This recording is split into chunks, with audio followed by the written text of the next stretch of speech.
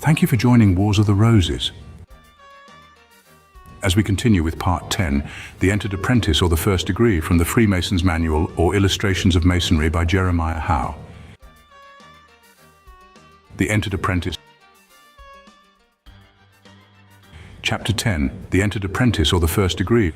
Know that they are neither public nor private, neither published nor unpublished, seeing they are only intelligible to those who have been my listeners. All Aeschylus. Ask, and it shall be given to you. Seek, and you shall find. Knock, and it shall be opened unto you. Matthew 7:7. Ancient craft masonry consists of but 3 degrees, viz. Entered Apprentice, Fellow Craft, and Master Mason. There are many rites connected with Freemasonry, and the degrees vary in number, but they all commence with these 3. In all ancient mysteries there were progressive degrees, and the object of these steps of probation was to test the character of the aspirant, and at the same time by gradual revelations prepare him for the important knowledge he was to receive at the final moment of his adoption. The laws regarding the admission of persons into the fraternity are very stringent. Of proposing members, making, passing, and raising. Great discredit and injury having been brought upon our ancient and honorable fraternity from admitting members and receiving candidates without due notice being given, or inquiry made into their characters and qualifications, and from passing and raising Masons without due instruction in the respective degrees, it is declared that a violation or neglect of any of the following laws shall subject the lodge offending to erasure, and no emergency can be allowed as a justification. A dispensation cannot be granted except in cases specially provided for. 1. No brother shall be admitted a member of a lodge without a regular proposition in open lodge, nor until his name, occupation, and place of abode, as well as the name and number of the lodge of which he is or was last a member, or in which he was initiated, shall have been sent to all the members in the summons for the next regular lodge meeting, at which meeting the brother's Grand Lodge certificate and also the certificate of his former lodge is to be produced, and the decision of the brethren ascertained by ballot.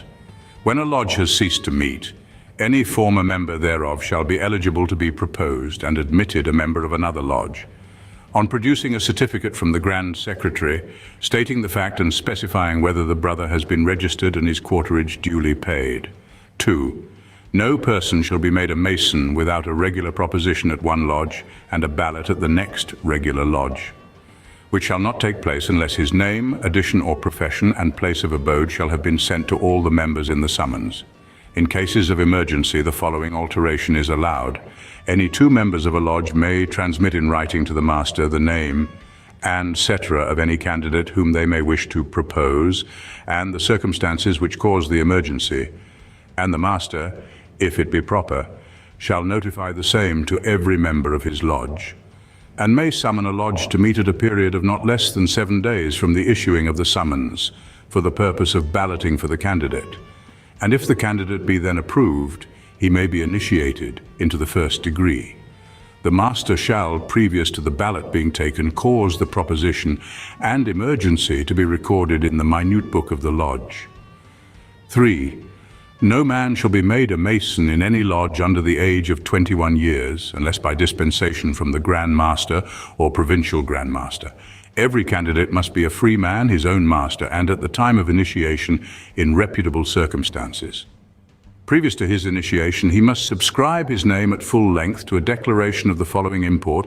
Any individual who cannot write is consequently ineligible to be admitted into the order, viz. to the worshipful master, wardens, officers, and members of the lodge of number 1, being a free man and of the full age of 21 years, do declare that, unbiased by the improper solicitation of friends and uninfluenced by mercenary or other unworthy motive, I freely and voluntarily offer myself a candidate for the mysteries of Masonry, and that I am prompted by a favorable opinion conceived of the institution and a desire of knowledge, and that I will cheerfully conform to all the ancient usages and established customs of the order.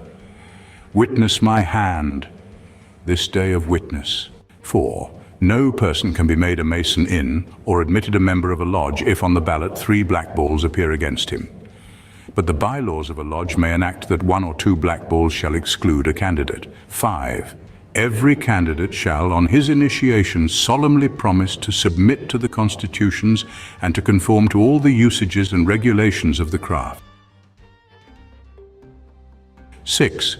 No lodge shall on any pretense initiate into Masonry more than 5 persons on the same day, unless by a dispensation which shall specify the total number to be initiated.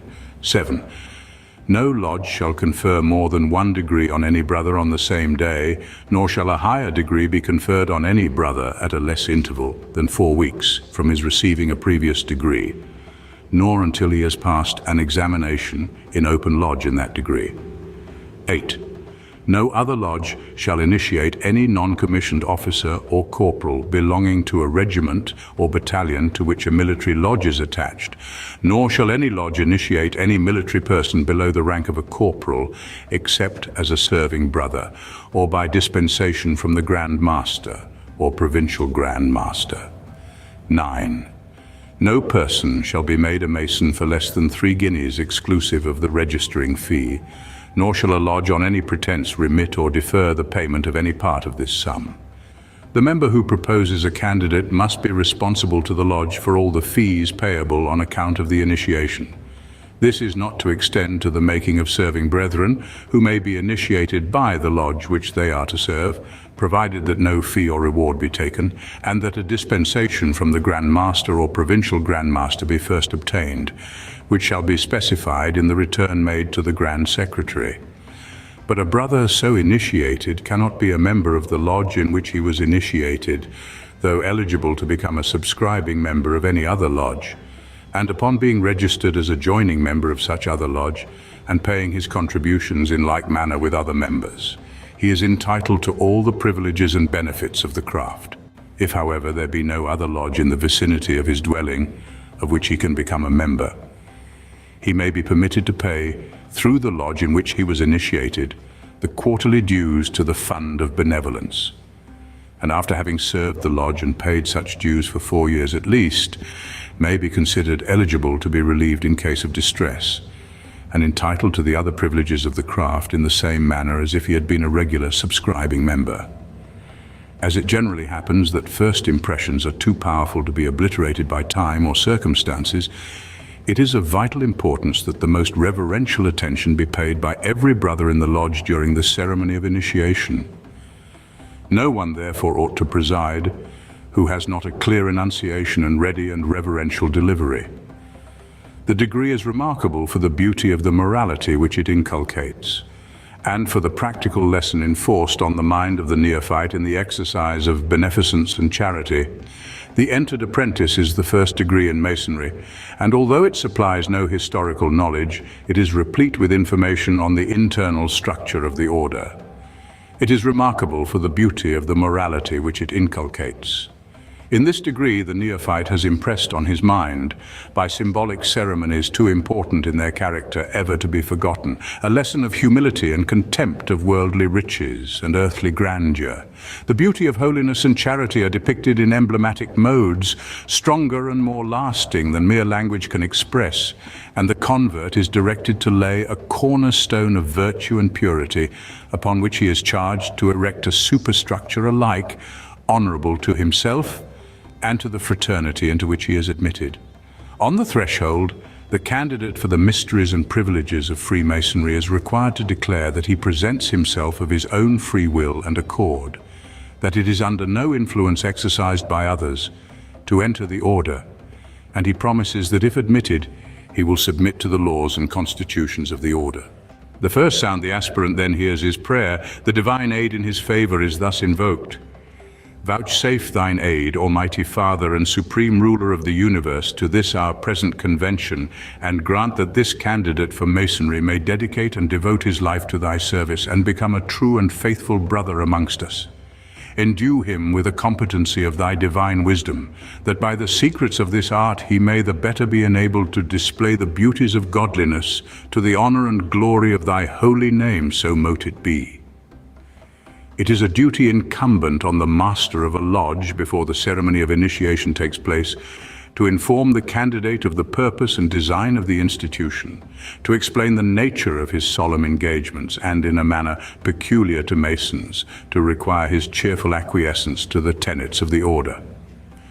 Beneficence and charity, which are the distinguishing characteristics of Masonry, were enjoined on the Israelites in the 25th chapter of Leviticus, wherein is the law for the institution of the Jubilee, or Year of Liberty, which was to be a season of national rest, festivity, and joy, when care ceased and labor was suspended. If thy brother be waxen poor and fallen into decay with thee, thou shalt relieve him, yea, though he be a stranger or sojourner, that he may live with thee. The eminent apostle of the Christian Church reiterates the sentiment of the Jewish legislator in the language that demonstrates this virtue to be the cementing bond of Freemasonry.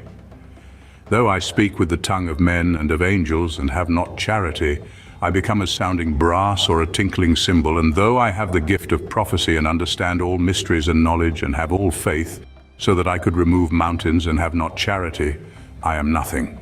1 Corinthians 13. Charity is the chief cornerstone of our temple, and upon it is to be erected a superstructure of all the other virtues which make the good man and the good Mason. This charity of which our order boasts is not alone that sentiment of commiseration which leads us to assist the poor with pecuniary donations. The true Mason will be slow to anger and easy to forgive. He will stay his falling brother by gentle admonition and warn him with kindness of approaching danger. He will not open his ear to slanderers and will close his lips against all reproach. His faults and his follies will be locked in his breast, and the prayer for mercy will ascend to Jehovah for his brother's sins. Nor will these sentiments of beneficence be confined to those who are bound to him by ties of kindred or worldly friendship alone, but extending them throughout the globe, he will love and cherish all who sit beneath the broad canopy of our universal lodge. For it is the boast of our institution that a Mason, destitute and worthy, may find in every clime a brother, and in every land a home. Charity in its benevolent signification forms the basis of the Masonic institution, and Freemasonry has a special regard to the three stages of destitution: infancy, unavoidable misfortune, and extreme old age. For all these, when proved worthy, relief is at hand. The destitute orphans of deceased brethren are placed in schools, where they are clothed, taught, and fed, where they are brought up in the practice of religion and virtue, and afterwards placed in situations where their previous training will make them good and worthy members of society. And for our aged brethren who have passed their lives in the practice of Masonic principles, and in the decline of life misfortune overtakes them, they are entitled to the provisions of an asylum and an annuity fund. For sudden misfortune or calamity, there is a large fund for immediate relief to the distressed brother or his widow and children, or for the assistance of a foreign Mason whose case is properly vouched for. To use the symbolic language, Masons meeting on the square ought to part on the level. The neophyte enters the institution to seek a master, and from him to gain instruction. The first principle inculcated is the perfect spirit of equality among the brethren. The universality of Masonry is illustrated by the sun, the glorious luminary being according to the Copernican system, the center, the earth constantly revolving round on its axis. And Freemasonry being universally spread over its surface, it necessarily follows that the sun must always be at its meridian with respect to Freemasonry.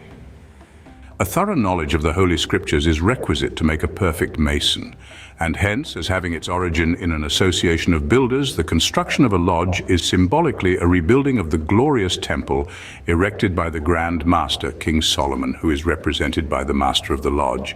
The descriptive language is derived from the sacred volume. A knowledge of geometry is highly beneficial to the free and accepted Mason. To the operative Mason, it is an essential study. Much of the teaching is by geometrical rule. As by right lines and angles, Masons are taught to live upright lives and practice well-squared actions.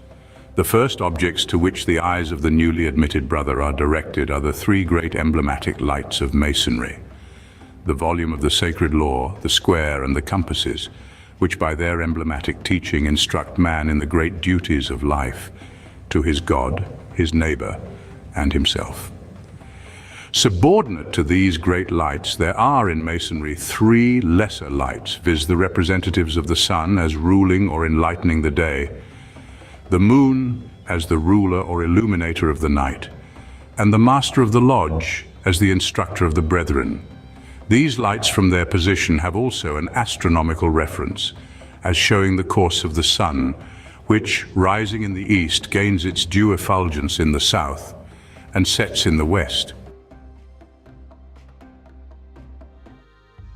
As on his first admission the young Mason has but generalities presented to his attention, the only reference to the building of the temple is to the curiously constructed pillars placed at the grand entrance as described in 2 Chronicles 3:15-17. He made before the house 2 pillars of 30 and 5 cubits high, and the chapiter that was on the top of each of them was 5 cubits, and he made chains, as in the oracle, and put them on the heads of the pillars, and made 100 pomegranates and put them on the chains. And he reared up the pillars before the temple, one on the right hand and the other on the left, and called the name of that on the right hand Jachin, and the name of that on the left Boaz.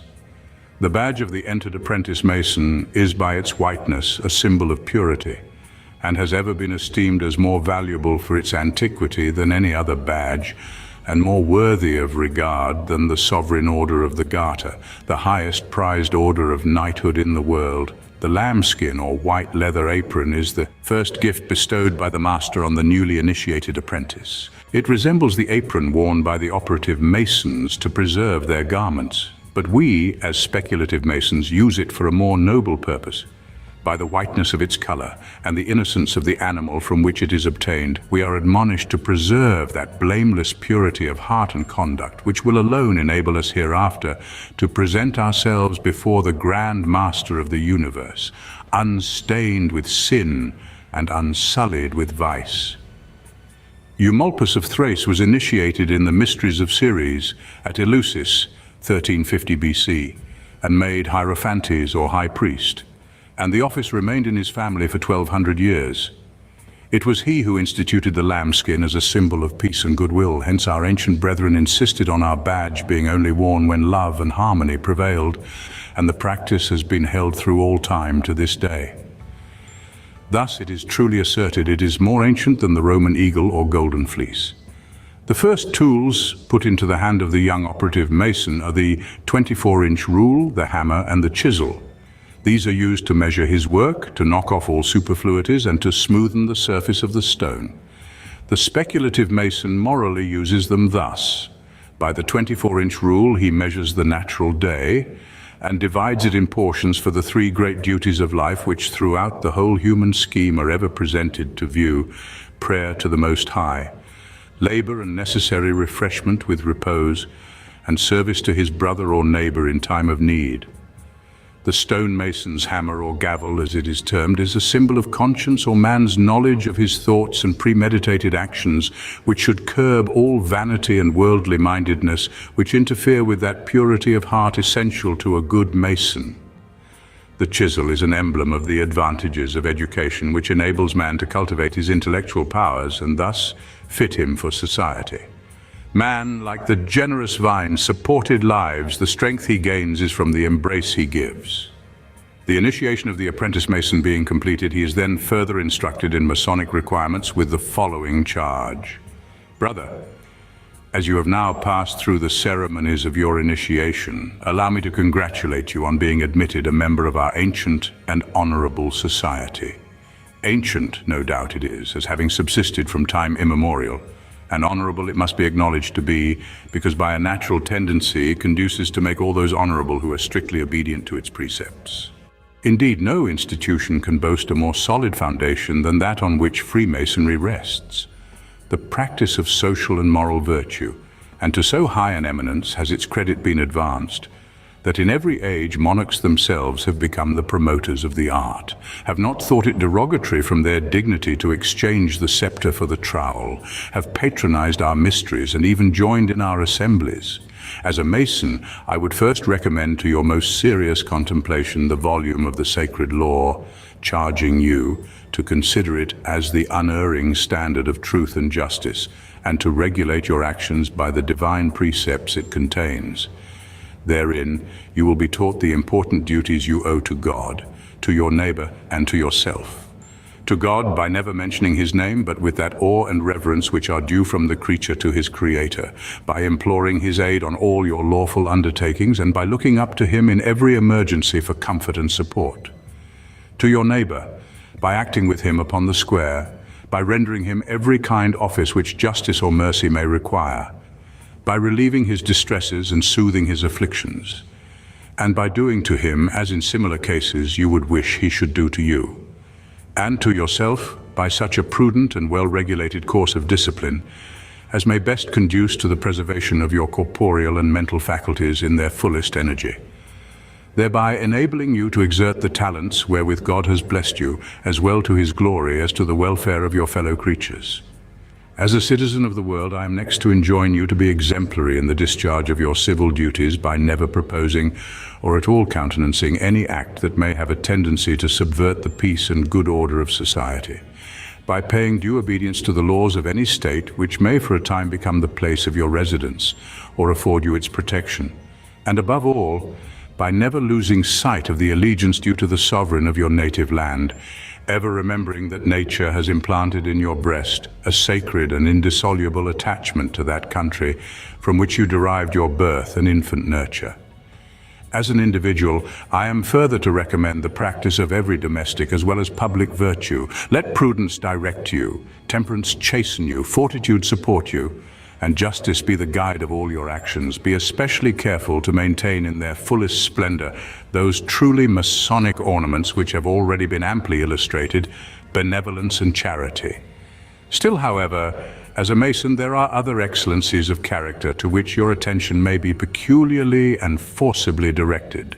Among the foremost of these are secrecy, fidelity, and obedience. Secrecy may be said to consist in an inviolable adherence to the obligation you have entered into, never improperly to reveal any of those Masonic secrets which have now been, or may at any future time be, entrusted to your keeping, and cautiously to shun all occasions which might inadvertently lead you so to do. Your fidelity must be exemplified by a strict observance of the constitutions of the fraternity, by adhering to the ancient landmarks of the order, by never attempting to extort or otherwise unduly obtain the secrets of a superior degree, and by refraining to recommend anyone to a participation of our secrets unless you have strong grounds to believe that by a similar fidelity he will ultimately reflect honor on our choice.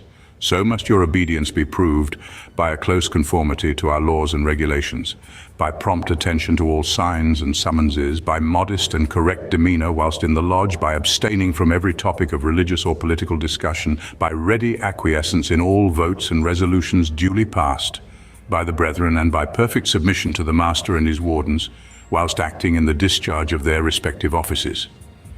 And as a last general recommendation, let me exhort you to dedicate yourself to such pursuits as may enable you to become at once respectable in your rank of life, useful to mankind, and an ornament to the society of which you have this day been admitted a member, that you would more especially devote your leisure hours to the study of such of the liberal arts and sciences as may lie within the compass of your attainment, and that, without neglecting the ordinary duties of your station, you would consider yourself called upon to make a daily advancement in Masonic knowledge.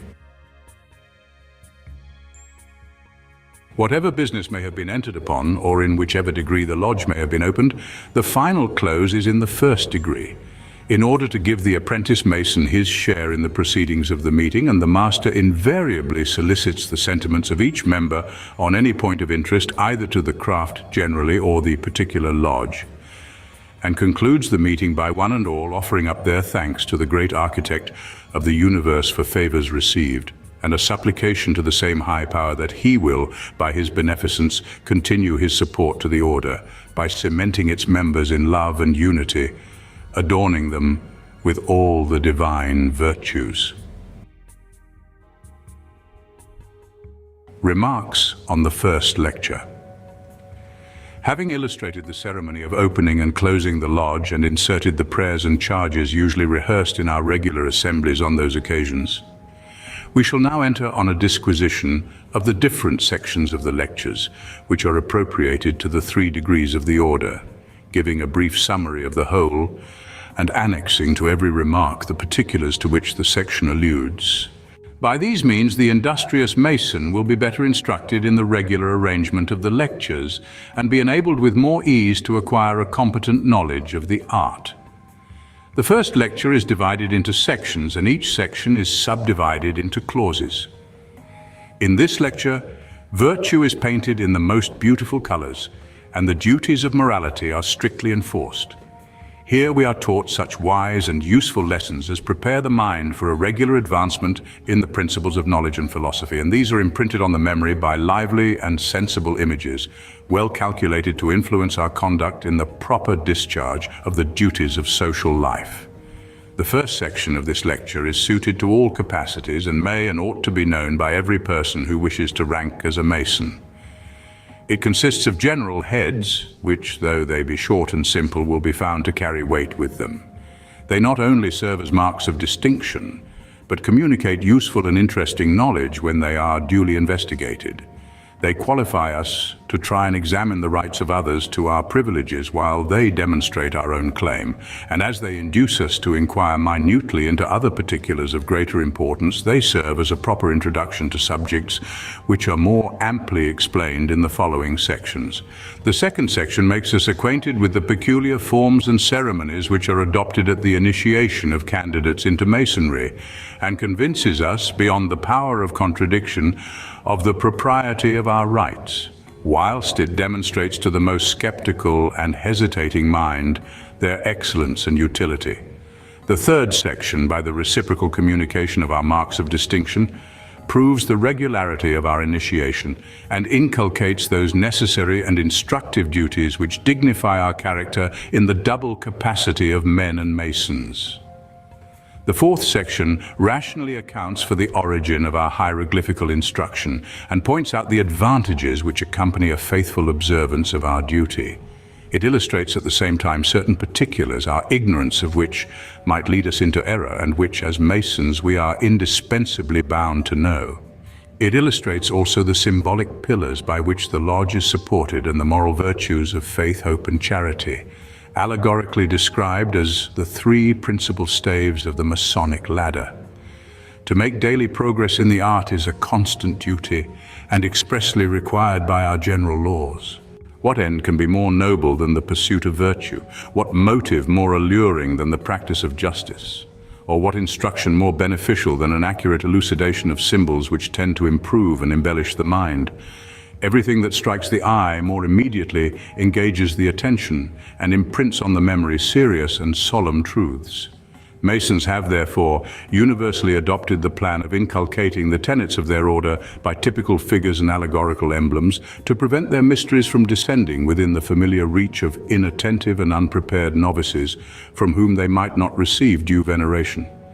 The usages and customs of Masons have ever corresponded with those of the ancient Egyptians, to which indeed they bear a near affinity.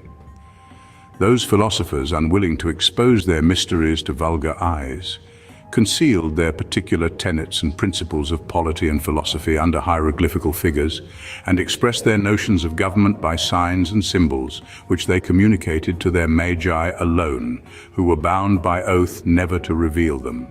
Pythagoras seems to have established his system on a similar plan, and many orders of a more recent date have copied the example.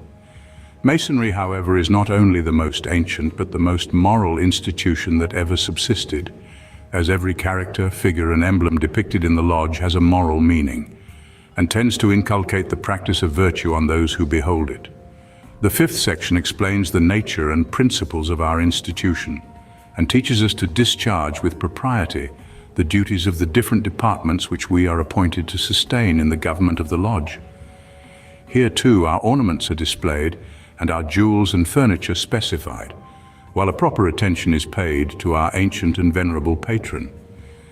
To explain the subjects treated in this section and assist the industrious Mason to acquire them, we can only recommend a punctual attendance on the duties of the lodge and a diligent application to the lessons which are there inculcated.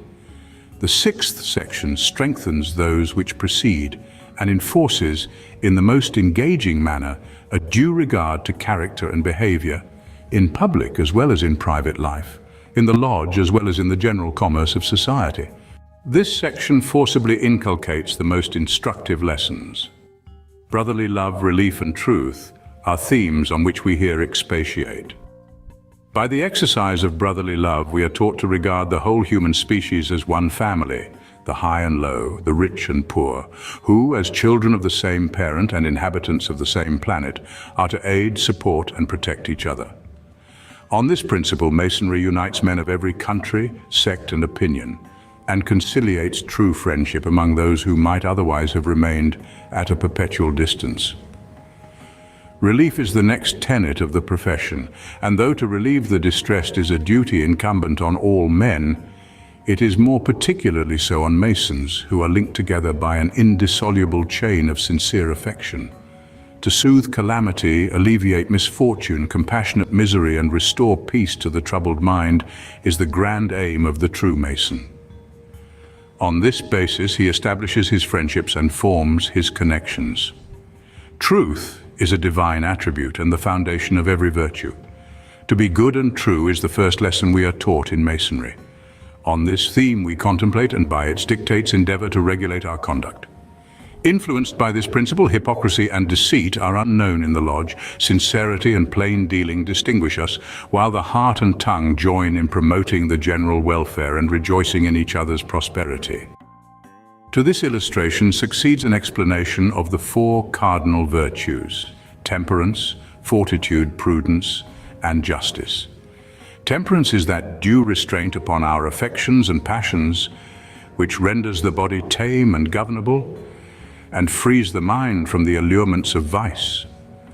That virtue should be the constant practice of every Mason, as he is thereby taught to avoid excess or contract any licentious or vicious habit, the indulgence of which might lead him to disclose some of those valuable secrets which he has promised to conceal and never reveal, and consequently subject him to the contempt of all good Masons. Fortitude is that noble and steady purpose of the soul, equally distant from rashness and cowardice. It enables a man to undergo any labor, pain, danger, or difficulty when thought necessary. By fortitude we are taught to resist temptation and encounter danger with firmness and resolution. Prudence teaches us to regulate our lives and actions by the dictates of reason, and is that habit of mind by which men wisely judge on all things relative to their temporal and eternal happiness. It should therefore be the distinguishing characteristic of every free and accepted Mason. On this virtue all others depend. It is therefore the chief jewel that can adorn the human frame. Justice is that station or boundary of right which teaches us to render to every man his just due, and that without distinction. This virtue is not only consistent with divine and moral law, but is likewise the standard and cement of civil society. Without the exercise of justice, universal confusion would ensue. Lawless force would overcome the principles of equity, and social intercourse no longer exist.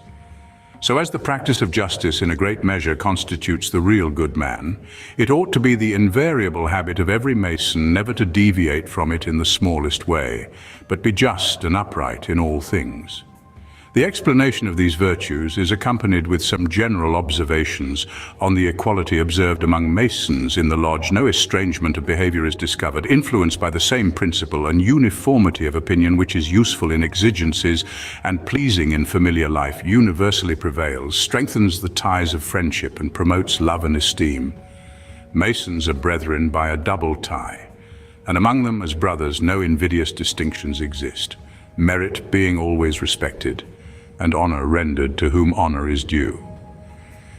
A king in the lodge is reminded that although a crown may adorn the head, or a scepter the hand, the blood in the veins is derived from the common parent of mankind, and is no better than that of the meanest subject. The statesman, the senator, and the artist are there taught that equally with others they are by nature exposed to infirmity and disease, and that an unforeseen misfortune or a disordered frame may impair their faculties and level them with the most ignorant of their species. This checks pride and incites courtesy of behavior.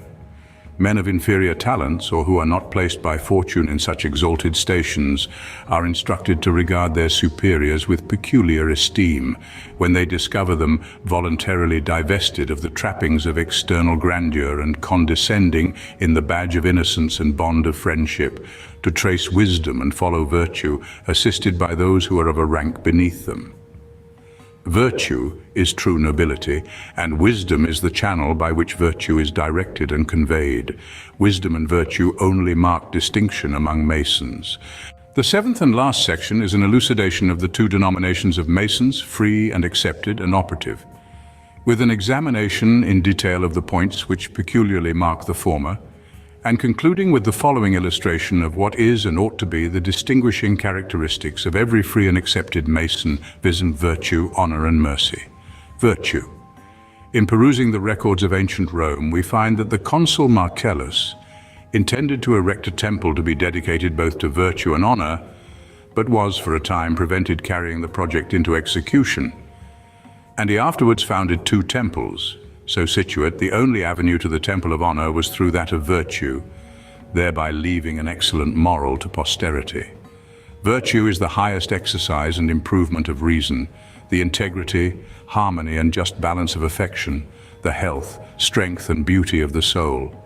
The perfection of virtue is to give reason its full scope, to obey the dictates of conscience with alacrity, to exercise the defensive talents with fortitude, the public with justice, the private with temperance, and the whole of them with prudence, that is, in a due proportion to each other, with a calm and diffusive benevolence, to love and adore our Creator with sincerity, and to acquiesce in all the dispensations of divine providence with cheerful resignation.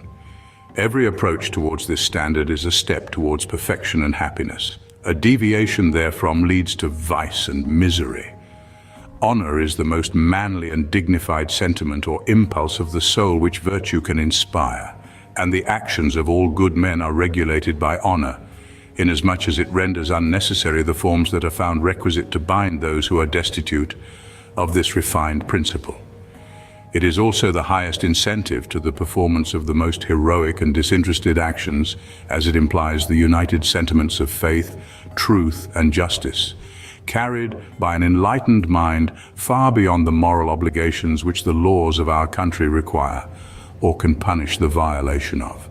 Honor, although a different principle from religion, is that which produces similar effects, for the lines of action, although differently drawn, terminate in the same point. Religion embraces virtue as it is enjoined by the laws of God, honor as it is graceful and ornamental to human nature. The religious man fears, the man of honor scorns to do an ill act, the one considering vice as beneath him, the other as offensive to the deity, the one as unbecoming, the other as that which is forbidden. Thus honor may be justly considered the noblest branch that can spring from the glorious stock of virtue, for a man of honor will not content himself with a literal discharge of his duty as a man and a citizen, but he exalts and dignifies it to magnanimity. He gives where he might with propriety refuse, and he forgives where he might with strict justice resent. Thus virtue and honor united have hitherto been, and we trust will continue to be, the characteristics of a Mason. Mercy has ever been held sacred by all good men. If possessed by a monarch, it adds a brilliancy to every gem that adorns his crown. It gives glory to his ministers and an unceasing freshness to the wreath which decks the warrior's brow. It is the companion of true honor and the ameliorator of justice, on whose bench, when enthroned, she interposes a shield of defense on behalf of the victim, impenetrable to the sword. As the vernal showers descend from heaven to enliven and invigorate the vegetable world, so mercy, resting on the heart of man, when its vital fluids are condensed by revenge, by its exhilarating warmth, restores perverse nature to its original source in purer streams. It is the chief attribute of that deity, on whom the best as well as the wisest of us must rest his hopes and dependence. To show mercy and forgiveness is highly pleasing in the sight of our Creator.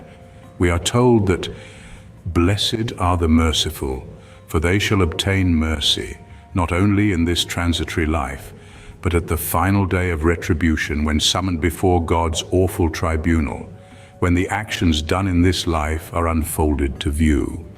And although justice may demand the fiat, let us hope his mercy will avert the awful doom. Such is the arrangement of the sections in the first lecture, which, including the forms adopted at opening and closing the lodge, comprehends the whole of the first degree. On taking a retrospective view of this lecture, it will be apparent that the cause of Freemasonry is connected with the best interests of mankind, and that by a strict attention to the tenets of the order and the principles of truth and virtue which are inculcated in the lecture, Masons cannot fail to elevate themselves in the scale of intellectual beings and become better members of society. Songs appropriate to the entered apprentice. Come, let us prepare, we brothers that are assembled on merry occasion, to drink, laugh, and sing, for our wine has a spring. Here's a health to an accepted Mason. The world is in pain, our secrets to gain, and still let them wonder and gaze on till they're shown the light. They'll ne'er know the right word or sign of an accepted Mason. 'Tis this and 'tis that, they cannot tell what, nor why the great men of the nation should aprons put on and make themselves one with a free and an accepted Mason. Great kings, dukes, and lords have laid by their swords our mystery to put a good grace on, and thought themselves famed to hear themselves named with a free and an accepted Mason. Antiquity's pride we have on our side to keep up our old reputation. There's naught but what's good to be understood by a free and an accepted Mason. We're true and sincere and just to the fair, who will trust us on any occasion. No mortal can more the ladies adore than a free and an accepted Mason. Then join hand in hand, by each brother firm stand. Let's be merry and put a bright face on. What mortal can boast so noble a toast, says a free and an accepted Mason? Here's a health to each one, from the king on the throne, to him that is meanest of station, if he can contend to have lawfully gained the name of an accepted Mason. The glories of kings are poor empty things, though empires they have in possession, if void of the fame of that noblest of names, a free and an accepted Mason. It is ancienter far than other arts are, surpassing all other profession. There's none can pretend to discover a friend like a free and an accepted Mason. The world is amazed, their wonder is raised to see such concurring relation among us. They cry, the devil is nigh when one is accepted a Mason. But let them say on, to us 'tis well known, what's true or false in the relation. Let's drink his health round that is secret and sound, and a faithful and accepted Mason. Just straight from his home see yon candidate come, prepared for the time and occasion. Of all that can harm we will him disarm, that he no ways may hurt a Freemason. His eyes cannot search out the way of his march, nor yet where his steps he must place on. When him we receive, he cannot perceive how he came to be made a Freemason. Then he'll danger defy, and on heaven rely for strength to support the occasion. With the blessing of prayer he banishes fear, and undaunted is made a Freemason. When he makes his demand by the master's command, to know if he's fit for the station, around he is brought ere he get what he sought from a free and an accepted Mason. When girded with care by the help of the square, the emblem of truth and of reason in form he is placed, while to him are rehearsed the mysteries of a Freemason. Then fall in his sight doth shine the grand light to illumine the works which we trace on, and now as his due he's clothed in full view with the badge of an accepted Mason. Now hark, we enlarge on the duties and charge, where his conduct and walk he must place on. Then a bumper we'll fill, and show our goodwill to a free and an accepted Mason. When a lodge of Freemasons are clothed in their aprons, in order to make a new brother, with firm hearts and clean hands they repair to their stands, and justly support one another. Trusty brother, take care of eavesdroppers, beware. 'Tis a just and a solemn occasion. Give the word and the blow, that workmen may know you are going to make a Freemason. The master stands due, and his officers too, while craftsmen are plying their station. The deacons do stand right for the command of a free and an accepted Mason. Now traverse your ground, as in duty you're bound, and revere the authentic oration that leads to the way and proves the first ray of the light of an accepted Mason. Here are words, here are signs, here are problems and lines, and room too for deep speculation. Here virtue and truth are taught to the youth when first he is bound to a Mason. Hieroglyphics shine bright, and light reverts light on the rules and the tools of vocation. We work and we sing, the craft and the king. 'Tis both duty and choice in a Mason. What's said or is done is here truly laid down in this form of our high installation, yet I challenge a man to know what I mean, unless he's an accepted Mason. The ladies claim right to come into our light, since the apron, they say, is their bearing. Can they subject their will? Can they keep their tongues still, and let talking be changed into hearing? This difficult task is the least we can ask, to secure us on sundry occasions. When with this they comply, our utmost will try to raise lodges for Lady Freemasons. Till this can be done, must each brother be mum, though the fair one should wheedle and tease on. Be just, true, and kind, but still bear in mind at all times that you are a Freemason. Thank you for watching, and please don't forget to share, like, subscribe, and comment. And if you can, please consider donating to Wars of the Roses. Links to PayPal and Patreon are in the description. Thank you so very much.